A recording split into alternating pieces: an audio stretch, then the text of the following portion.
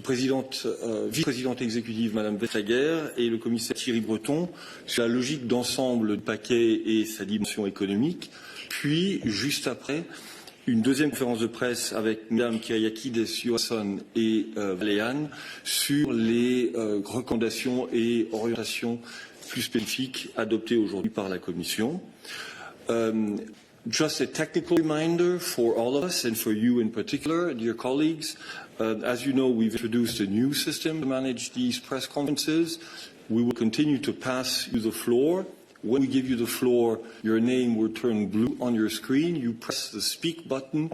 You become red. You speak, and once you've asked your question, please press the button again so that we have no echo in the room. With that, Mrs. Vestager, you have the floor. Well, thank you very much. It has been long and very difficult spring. Key workers in healthcare and other vital services, they have worked tirelessly and selflessly to keep us safe. And we've had to make changes in the way we live our lives to help contain the spread of the virus. But we're slowly starting to emerge from a life beyond lockdown, though not yet a life beyond the coronavirus. Our thoughts are now, I think, turning to summer and maybe even further, and to the places that we love to travel. That be by the sea, the mountains, our cities, and our countryside. And those places, they are keen to welcome back travellers. Tourism is a vital part of Europe's economy. Nearly a tenth of GDP across Europe and more than 10% in 11 member states. Millions of jobs depend on tourism, and that often in areas where there aren't many other industries. And tourism gives those regions both security and hope for all that work there. But we have to reintroduce it safely. So this is the first fundamental principles of the packages that we present today. Safety. That underlies our guidance.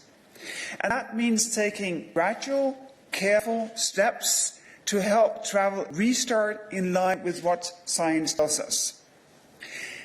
The second principle of our guidance is no discrimination. Different countries, of course, are in different situations.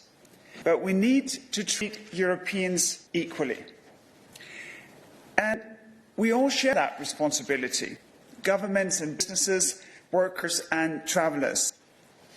And the most important thing is that we are open about what we know and what we don't know.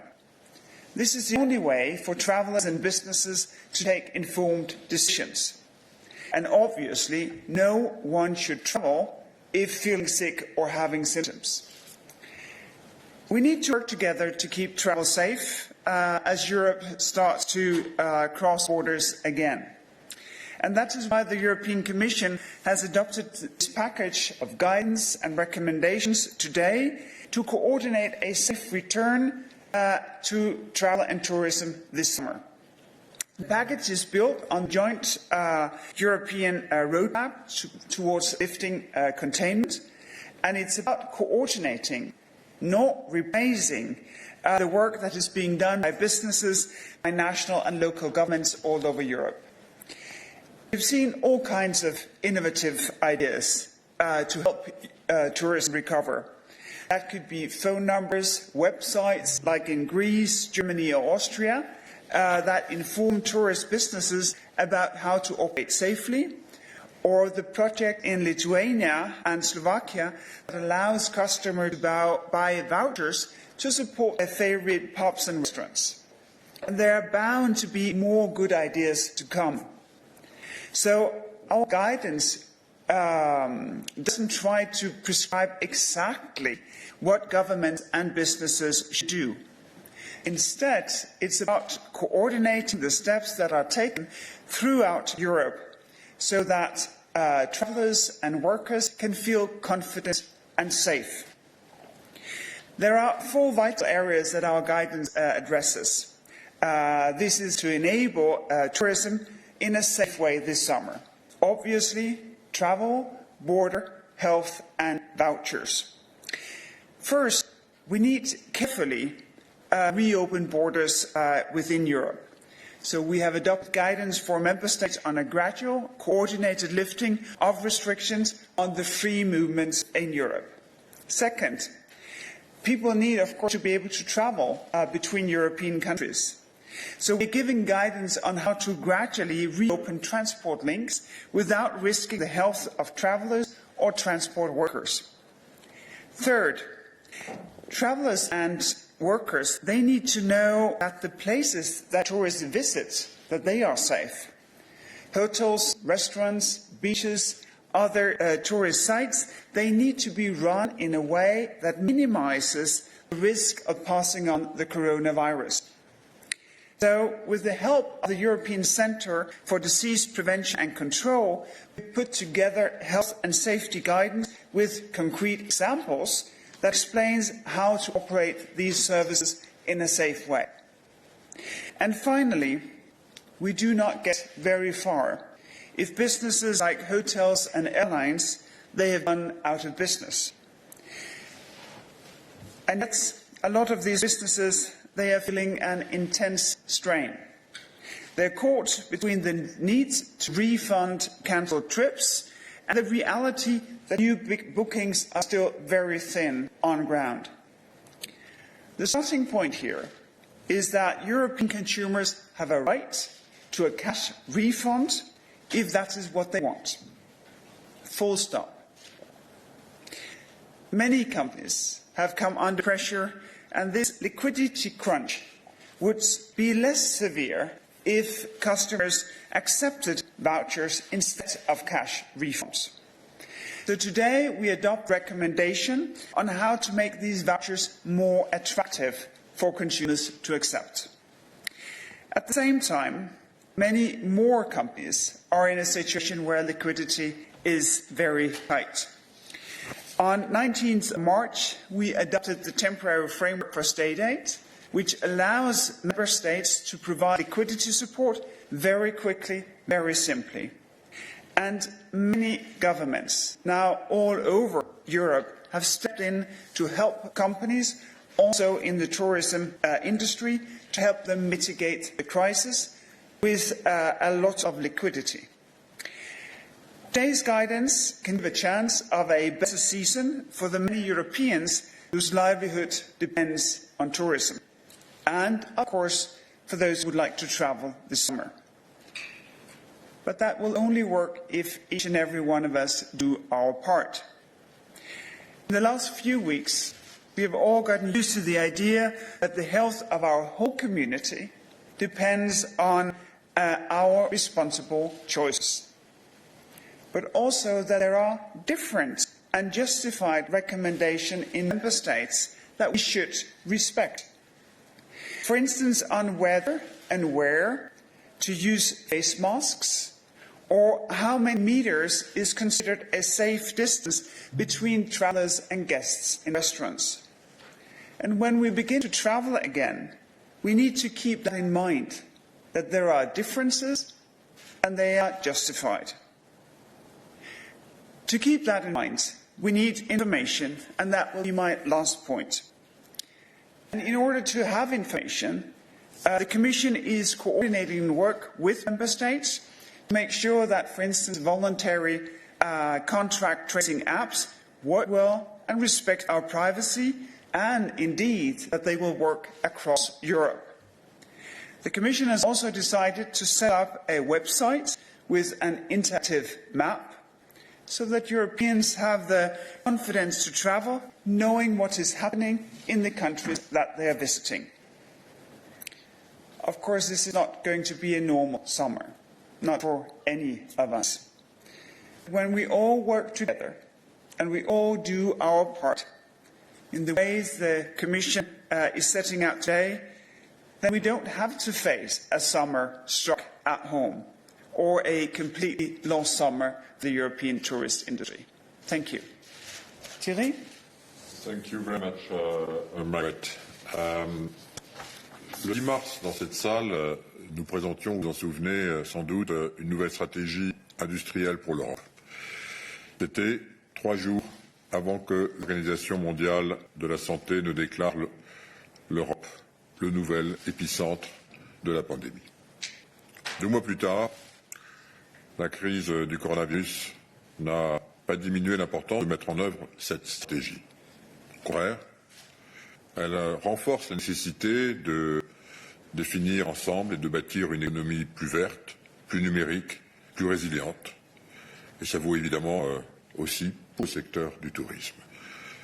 Les recommandations que nous présentons aujourd'hui s'inscrivent bien dans la double perspective, évidemment de la gestion de la crise, c'est la priorité absolue, et aussi de la préparation pour l'avenir. You have today a number of commissioners presenting the different elements of the package to you today, so I will try to be very brief. Millions of SMEs and family-run businesses working in accommodation, restaurants, passenger transport and travel agencies risk, Margaret said, bankruptcies and job losses. That's the reality of this ecosystem. They urgently need to go back to work, and they're all willing to go back to work. And we are all urgently needing them to go back to work because our entire European economy depends on our ability to go back to work. At the same time, us, individuals, we all need, Margaret said it, a break, especially after this confinement. We want to enjoy summer days.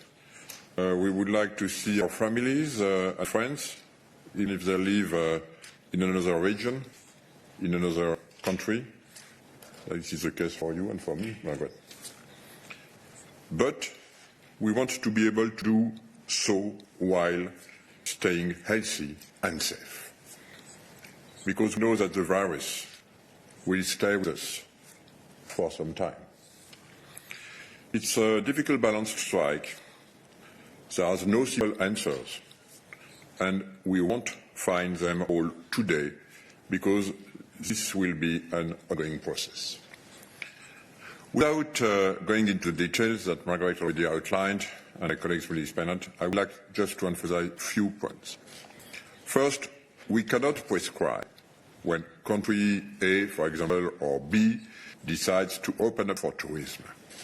Member States will progressively lift border restrictions. This will happen gradually and not all at once. That reflects the different situation, of course, in each of our countries, and we need to accept it. But second, we are helping member states and businesses to get prepared. Member states need to have sufficient capacities in terms of hospitals, testing, surveillance, contact tracing. The hospitality sector needs to know what health protocols they will need to comply with and what material they will need to welcome guests. This includes, of course, very practical things like cleaning and disinfecting frequently to each surface, providing masks, having spare rooms for potential contaminated guests, and so on. This will, of course, reassure tourists that they are safe and they can choose their destination within the EU, knowing that they will find the same level of precaution and preparedness, and that they will not be discriminated against wherever they come from in the EU, and that's very important. Third, financial risk is also an element that we need to mitigate, and Margaret already mentioned that is the logic behind our recommendation on vouchers as alternative to cash reimbursement. And fourth, our citizens and businesses need information. That is why we are setting up, as Margaret said, a dedicated website with a map combining real-time information related to tourism. The website could be called, for example, Reopening EU, because this is what we want, smoothly, but we want reopen EU.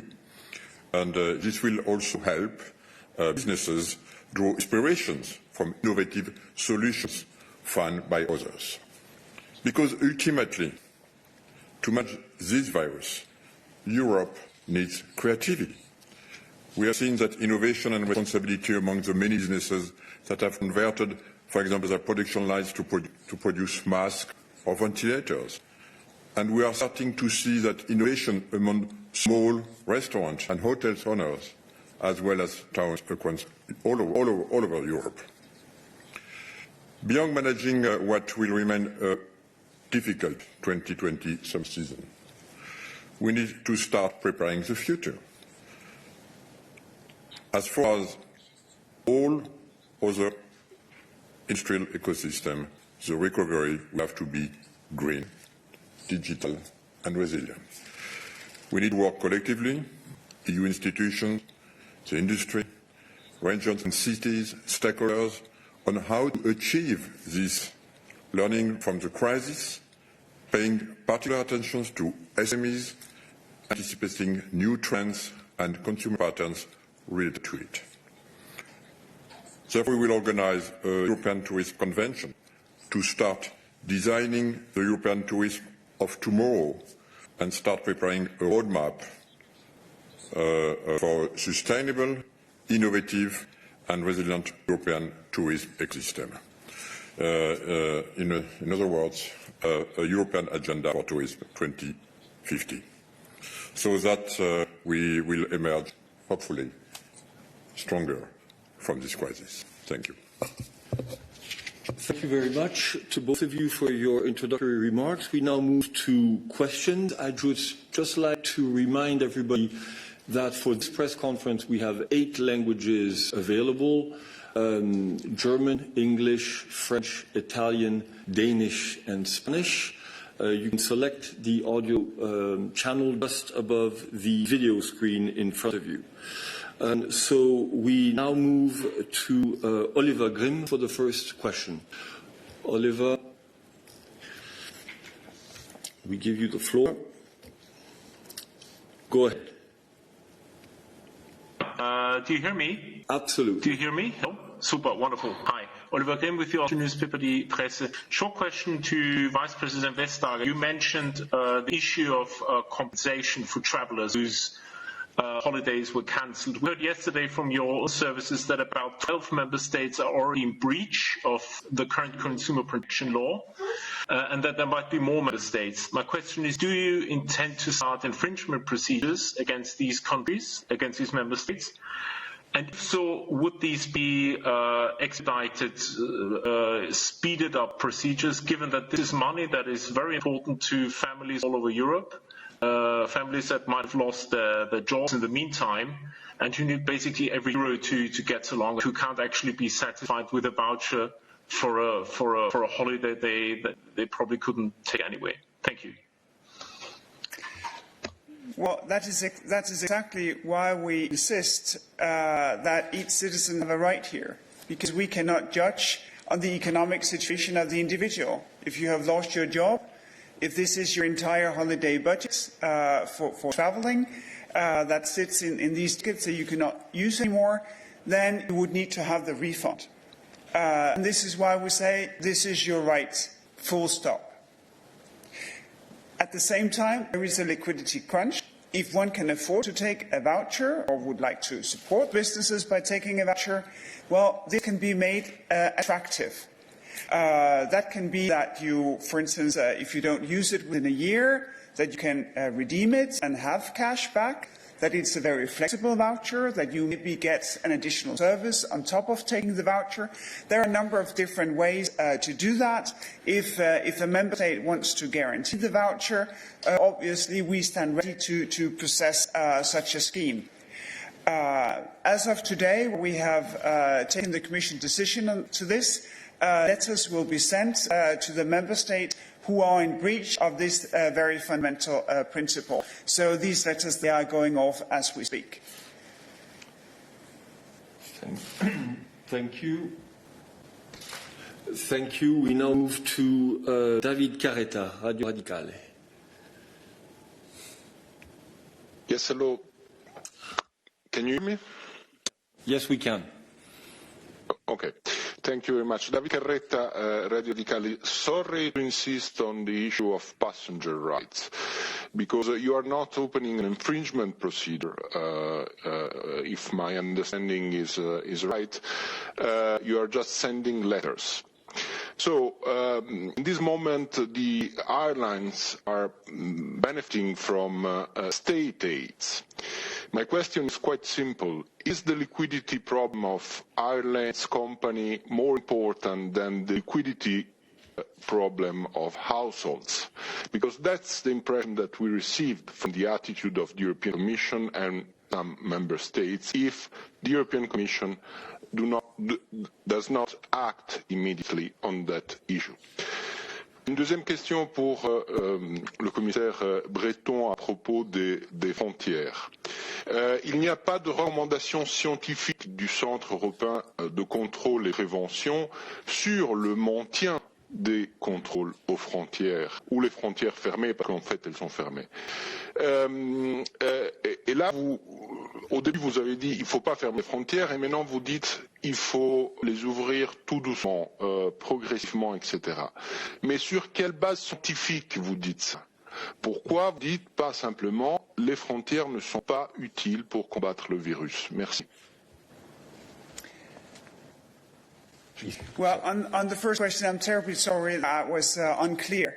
What is starting now is the first step in the infringement procedure. It is always so that the first thing we do is that we send a letter to say, well, you're not in agreement with European legislation. And then, of course, we expect member state to correct it immediately. Otherwise, next steps will be taken.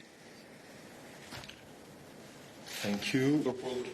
For the border, of course, lifting borders, you will have a precise explanation on the policy that we will, the protocols that we will present with our colleagues Ylva Johansson in a few minutes.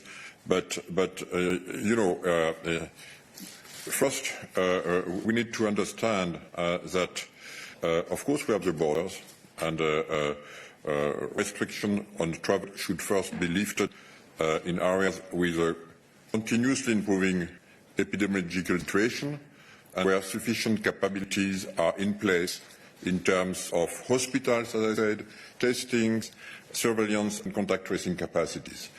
And this is the first priority. And this is, of course, a decision of the health authorities, which are run, as you know, by member states.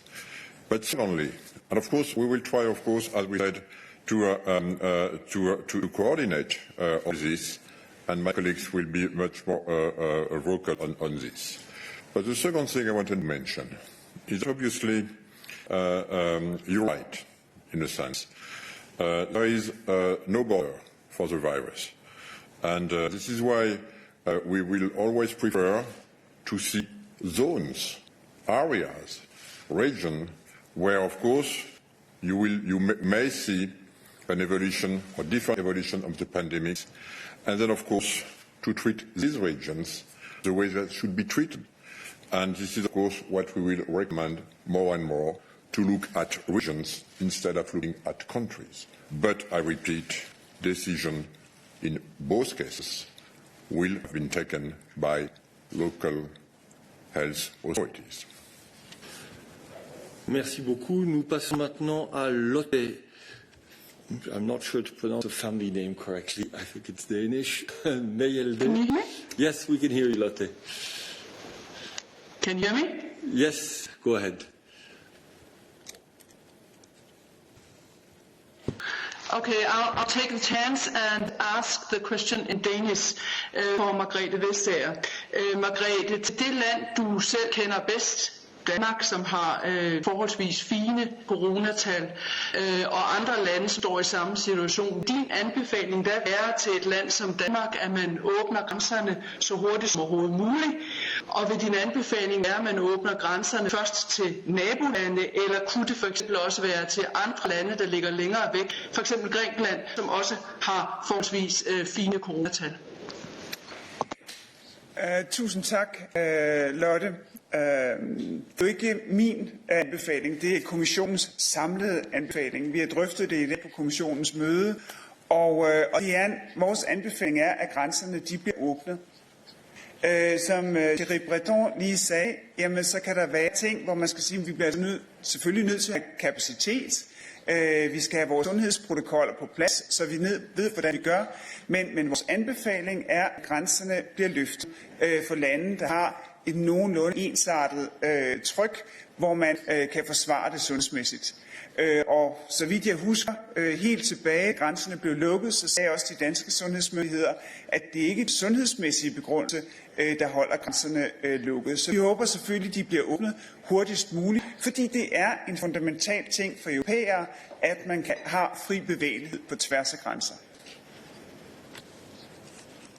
Thank you very much. We now move to Diego Velasquez. Are you hearing me? Not only do we hear you, we see you, Diego. Ah, perfect. Oui, merci beaucoup. C'est Diego Velasquez, Luxembourg-Vort. Une question pour Monsieur Breton. Dans votre communication et dans vos plans, on voit surtout qu'on s'occupe du tourisme. Or, ce qui me manque un peu, c'est la dimension pour les régions transfrontalières qui, depuis 2 mois, souffrent de la fermeture des frontières, des familles qui ne savent pas s'ils peuvent voir leurs proches, des travailleurs qui se font contrôler tous les jours. Et là, je me demandais pourquoi ne pas avoir insisté plus là-dessus, parce que c'est surtout là où 2 régions similaires d'un point de vue épidémiologique sont coupées l'une de l'autre, qui ont besoin l'une de l'autre au rythme quotidien, sont les plus affectés. Et pourquoi ne pas avoir insisté plus sur cet élément-ci de la dimension transfrontalière européenne? Merci beaucoup. Oui, c'est une question évidemment importante et qui dépasse bien entendu le cadre du tourisme. Donc aujourd'hui, on parle évidemment du tourisme, mais ce n'est pas du tout pour éluder la question que vous posez, qui est absolument essentielle et qui nécessite effectivement d'abord des accords bilatéraux entre les États membres eux-mêmes. Et je peux vous dire que je sais que beaucoup de discussions ont lieu en ce moment avec les chefs d'État et de gouvernement concernés par les pays dont vous parlez et dont certains que je connais bien. Donc c'est un sujet qui est un sujet essentiel pour les travailleurs frontaliers. Et voyez du reste que les choses, objectivement, sont en train de s'améliorer assez rapidement sur cette question, spécifiquement pour les travailleurs frontaliers. Mais si vous le voulez, c'est un autre sujet. Donc en ce qui nous concerne, nous avons voulu avoir une vision globale pour le tourisme et uniquement pour le tourisme. On saura vous parler évidemment de cette question plus en détail parce qu'on a encore une fois une vision quasiment en temps réel et au jour le jour de ce qui se passe. Je peux vous dire que les choses s'améliorent et je pense qu'elles vont s'améliorer dans les semaines qui viennent pour régler ce problème qui est un problème important pour le redémarrage du marché intérieur.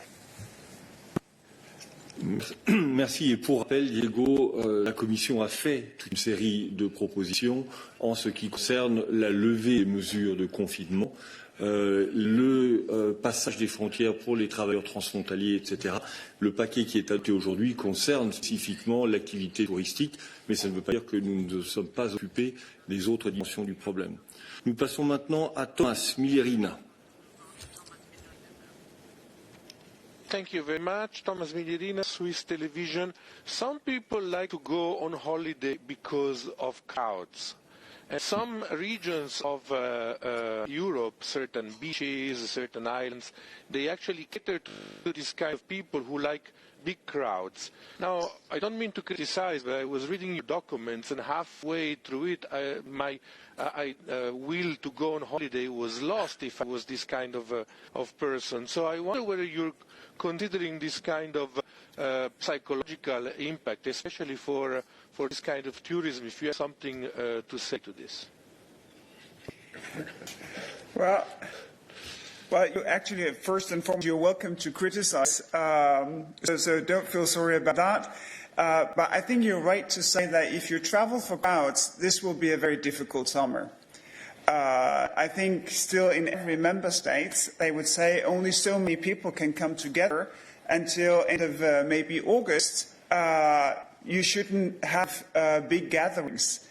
Actually, we also recommend that technology is used in order to enable people to see how to process, for instance, to a museum in a safe way, to buy your tickets beforehand so you don't have to queue at a counter, that your tickets can be processed without a professional at a museum having to come close to you, so that you have your booked entry in order to avoid crowds, and that kind of systems can be used in numerous different places in order to be able to respect distance between people. So I think you're right. If you travel for crowds, this will be a difficult summer. Nothing to add. It was very well said. We need to understand, and know that you know that extremely well. The crisis is not over. We are just lifting now a little bit more our freedom, quote unquote, but we need to continue to live with the virus. So yes, Marit said it very well. This will be a summer like the others, but we hope it will be the last one this way. Okay, thank you very much. We now move to Daniel Weber. Yes, hello. Daniel Weber from the Luxembourgish Public Radio, 100.7. I have a follow-up to David's question in maybe a more general way. I'd like to know what's the Commission's general position on closing borders in order to fight a virus like corona? That's my first question, and I have a second one on discrimination. The Commission has been underlying that EU citizens should not be discriminated. If I understand your recommendation well, this could be the case, though, that a citizen of a country is allowed to enter another member state, but another citizen from another country is not allowed to do so. So how is this not discriminatory? Thank you. First and foremost, our colleague Ylva Johansson, who has worked with borders now for a very long time and who have the interaction with the relevant ministers, she will be here shortly just to say that she will give you every detail. But the point to say here is that if you open the border, well, it shouldn't be just for some passport holders and not for other passport holders. Because you can have, completely legitimate reasons to be in a country. You can have worked there, you can have your family there, you have stayed there for a very long time, even though you do not have the passport of the country. And then when borders lifted, well, you should not be prevented from going. And as Thierry just mentioned, the virus doesn't really respect the national borders that were created by wars in previous centuries. The virus travels with people if you do not do as we're supposed to do, sanitize, keep a distance, that we're prudent. And this is much more important for people to understand. You see the approach in France with red and green zones. You see in other countries, larger countries, where regions have had a very, very awful situation with virus, and other parts of the country has not been hit at all. So that is, I think that is the important balance to be kept here, that you should be specific about the virus and not about the old borders. And the Commission has been consistent in our guidance to member states to say, well, borders should be lifted for workers, for travelers, while at the same time, obviously, the safety and the health of people being the first and foremost concern. Thank you. We now move to Mark Peppercorn. Yes, good afternoon, Mark Peppercorn, First Time. Mrs. Vestager, you stress a lot the principle of non-discrimination about lifting the border controls. But what can and will the Commission do when a member state simply does discriminate? I mean, especially because infringement procedure will take 2 years on average. So this doesn't look to me a very viable solution. Thanks. Well, I really do not mean to escape the question, but I don't think that it's fair when my colleague is coming here who will have to take the precise decisions on what to do on these issues, and Ilva will be here depending on the number of questions, but very, very shortly. Indeed, you will have ample opportunity. I see that there are many hands raised to ask specific questions on the guidelines and the different aspects, including vouchers, consumer rights, in the second press conference. Let's see if we have a certain number of questions, perhaps more on the economic dimension of this. I move to Susanna Frexis.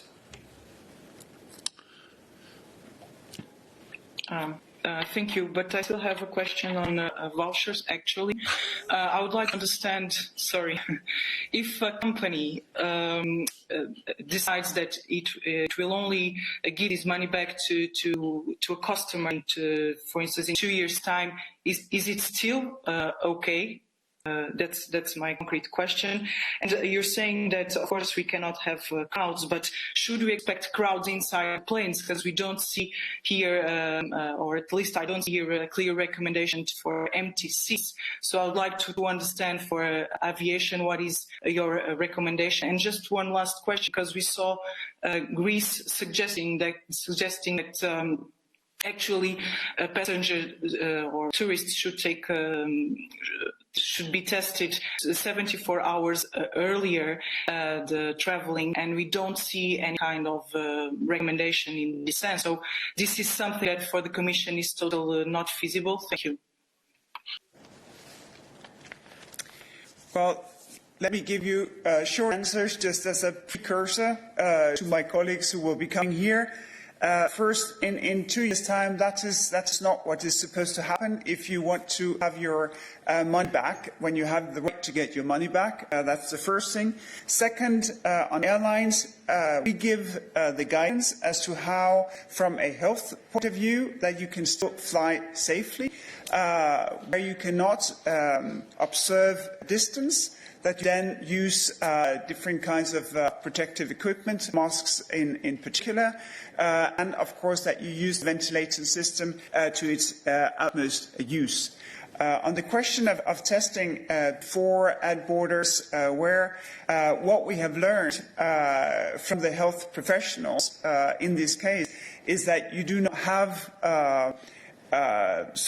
evidence to say that this is a secure way to know that people may not have been infected or have not been infected after they have taken the test, which is why it's not part of our recommendations. Thank you. We will take two last questions before moving on to the next press conference. Je passe la parole à Christian Spielmann.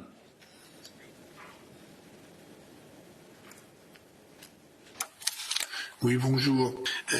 Ma question pour Monsieur Breton sur l'ouverture des frontières et plus spécifiquement sur la France. Je sais qu'aucune décision n'a encore été prise par le gouvernement français qui doit se prononcer le 15 juin, mais on sait que traditionnellement, en juillet et en août, on a des grandes transhumances. Alors, il se trouve que la France est un pays avec 7 frontières, qu'elle est traversée du nord au sud. Beaucoup de gens du nord voyagent en voiture pour gagner l'Espagne, le Portugal, l'Italie. Et on sait que la situation épidémiologique en France est très distincte. C'est-à-dire qu'en fait, on a 2 zones très touchées, qui sont le Grand Est et la région parisienne. Si jamais la France devait retarder l'ouverture de ses frontières justement à cause de cette situation épidémiologique, est-ce qu'on peut envisager des contournements? Est-ce qu'il faut attendre que l'on ouvre totalement toutes les frontières, ou est-ce qu'on peut imaginer simplement bloquer, réserver avec certaines régions? Comment est-ce qu'on peut imaginer cette mécanique d'ouverture de frontières avec un pays qui a ses spécificités? Et ma deuxième question est plus précise pour Madame Vestager. J'avoue franchement que je serais très intéressé de pouvoir aller visiter une exposition en Suisse qui va terminer la fin du mois de juillet. Donc on est la fin du mois de juillet, on est en mai. Je voudrais savoir si je peux faire la réservation en toute tranquillité ou s'il vaut mieux que j'attende les derniers moments. Merci. Je vais répondre à la première question. Je pourrais presque aussi répondre à la seconde, mais je laisserai Madame Stager parce que Sur la première, vous avez raison, la France est un des grands pays touristiques de l'Union européenne, mais pas uniquement, évidemment. Et la France accueille beaucoup de touristes qui ne sont pas des citoyens français ou des résidents français. La France est plus souvent traversée, notamment pour aller par exemple en Espagne, qui est un deuxième grand pays touristique, même le premier d'Europe, depuis il y a 2 ans. Vous avez vu du reste que la décision des autorités espagnoles, selon les recommandations des autorités de santé, et j'insiste là-dessus, aujourd'hui, c'est que lorsque un voyageur, un touriste arrive en Espagne, il doit être mis en quarantaine, quinzaine, pendant 15 jours, dans un endroit spécifique, avec évidemment la désignation du lieu où il se trouve, et ce pendant 15 jours. C'est comme ça aujourd'hui. Je ne sais pas si ce sera le cas cet été, mais c'est le cas aujourd'hui. Vous avez vu en revanche que la France semble indiquer, et vous avez déjà vu ça puisque vous suivez évidemment ces sujets, que en ce qui concerne l'accueil des résidents non français qui voudraient venir en France, il n'y a pas cette demande qui est demandée par exemple par les autorités espagnoles. Donc encore une fois, cela dépend évidemment des situations épidémiologiques donc de chacun des États membres. Donc aujourd'hui, il est absolument, on ne peut pas répondre à votre question. Il va falloir suivre évidemment tout ça de façon. C'est pour ça que je disais que c'était dans ma présentation initiale, c'était un ongoing process. Bien sûr, aujourd'hui, on vous présente des protocoles, on vous présente des recommandations qui ont été faites après de très nombreuses, de multiples interactions avec tous les États membres, avec les acteurs du monde du tourisme. Mais nous savons que ces protocoles vont progressivement évoluer, s'adapter. C'est comme ça qu'il faut comprendre évidemment ce que nous présentons aujourd'hui. Donc la réponse à votre question, c'est que sur France, comme vous l'avez vu, il n'y a pas de restriction quand vous êtes un citoyen qui, du reste, ne dépend pas uniquement de l'Union européenne, mais aussi de Schengen. Comme vous le savez, c'est la position y compris donc pour les Suisses. Donc vous pourrez venir en France sans cette obligation de quarantaine. Voilà, d'autres pays l'imposent encore. Donc voilà ce qu'on peut dire aujourd'hui sur cette question. Je laisse la deuxième question beaucoup plus difficile, la réponse, parce que alors là, à Madame Vestager, Madame l'exécutive vice-présidente, mais elle est là aussi pour l'élection difficile. Well, that is obviously one of the most difficult questions, and those who seems to be the easiest one, because I don't know the answer to your question, because I don't know what they are thinking and planning in Switzerland. 2 perspectives. One is, of course, that a lot of museums either prolong their exhibitions or they postpone the opening of exhibitions. I myself happily took a voucher to be able to come back to Paris to see the big exhibition Grand Palais on Pompeii, because obviously that couldn't open and we couldn't come during the confinement. So you could hope that they would do that in Switzerland. And the second perspective is, of course, that some of us may not be able to go to the shows that we wanted to see, the exhibitions that ran out, and we can go there. I think much more important is to recognize all the many people who now see businesses that they have built over decades just crumble. And this is, of course, why we have this drive to say if it can be done safely, if each and one of us ourselves can take an informed decision as to whether we will travel or not, well, then we should do it. But we all take a risk. We do our utmost to minimize that risk. We see how governments, businesses, regional governments, they do their best to minimize the risk, to make sure that we can travel healthy and safely. But we all have to take our own informed decision. And I myself very much hope we will open up. I had the same discussion, I think, as many of you have over the dining tables.